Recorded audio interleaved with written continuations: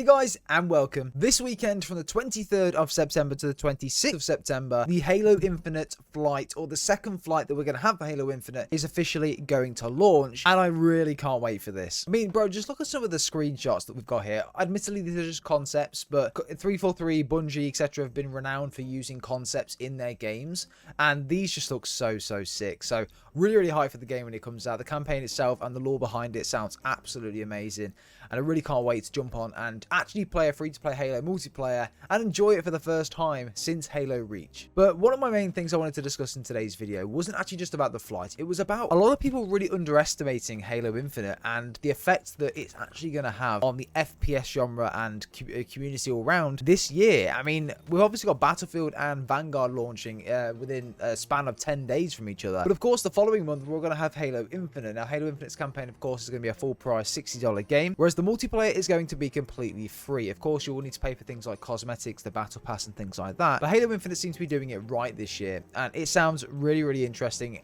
to listen to the feedback the community are giving, and also what 343 are doing at the moment. And I don't know why people are sleeping on this game so much. Now, what do I mean by underestimated or slept upon? Well, a lot of the comments that I've had in previous videos when I mentioned Halo Infinite, basically people saying that it's not going to be as good, laughing that Halo Infinite is even in the question. Why are we comparing Halo Infinite to Vanguard and Battlefield? Halo is one of the biggest franchises in gaming. It basically started off FPS, okay? With Halo being a exclusive to Xbox and PC, of course it's not going to have as big of an effect as what it would if it was on PlayStation as well. But from a standpoint of someone that's played Halo the majority of his life and understands what Halo means to people and understand how Halo is and the glory of Halo when it's actually really when it's a good game, I know how much fun people can have on this game. And especially with Infinite, when playing the first flight, granted it was only against bots, playing the first flight and experiencing that nostalgia back to like the Halo 3 days and the Halo Reach days of when we were enjoying Halo, doing really well in it, having a lot of fun, bro, it really put a smile on my face. And I know exactly how people are going to feel when they play this game, especially against people. I know in the last flight there was I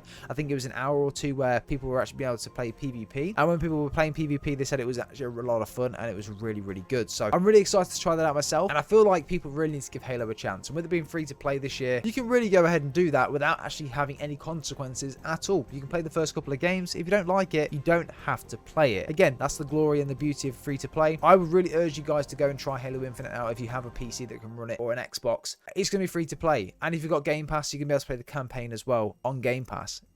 Honestly, it's the deal of the century. Personally, I've never really grinded out a game other than Halo Reach for me. Halo Reach was, I put stupid amounts of hours into Halo Reach. Honestly, it was one of my favorite games that was in Forge, Firefight, campaign, and just in general multiplayer. So many hours of my life went into Halo Reach. But since then, I haven't really played Halo as much as compared to some other people, like other YouTubers, such as things like Uber Nick and Hidden Xperia, other people like that, who have literally dedicated their lives to the Halo franchise after Halo Reach, and even till now. Like, we're still playing the MCC, we're still playing Halo 5, Halo 4, things like that. You know, I've not been one of those people that have done that, but I still appreciate what Halo Infinite or Halo is about and how much of a big effect Halo is going to have this year, because if it's done right, Halo is one of the best FPS shooters out there. Admittedly, with Vanguard coming out, obviously Call of Duty is always going to be a massive game. It's always going to sell so well, and the hype behind COD in general is always there from day one till say like the first month or two. Views are always very high, things like that. People always want to know what the next Call of Duty is about, and especially with Warzone, it's going to take it to that next level. However, a new Battlefield, it's always going to catch the eye of the communities when a new FPS like Battlefield does actually go ahead and launch, because it's such a big game.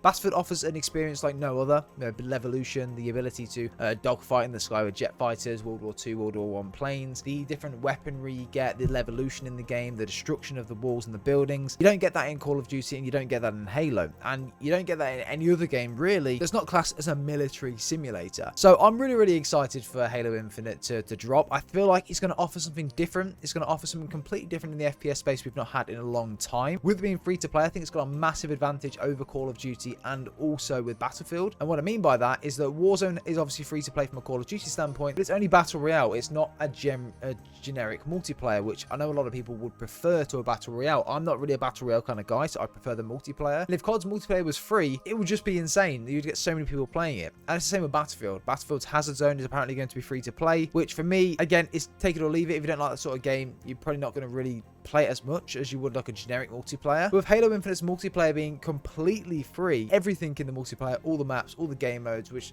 by the way, there are a lot of game modes, everything you can use is free, which for me is absolutely massive. And it does actually give it a little bit of an advantage over the multiplayer experience for Call of Duty and Battlefield, in my opinion. So that's one of the reasons why I think Halo Infinite is actually going to slap this year. Going to do really, really well for the first month or two. There's going to be a lot of people smashing it out, grinding the levels, the battle pass, different things like that. There are some controversial points about Halo Infinite, about there being no generic actual progression system at launch, which is supposed to be coming in season 1 or maybe season 2.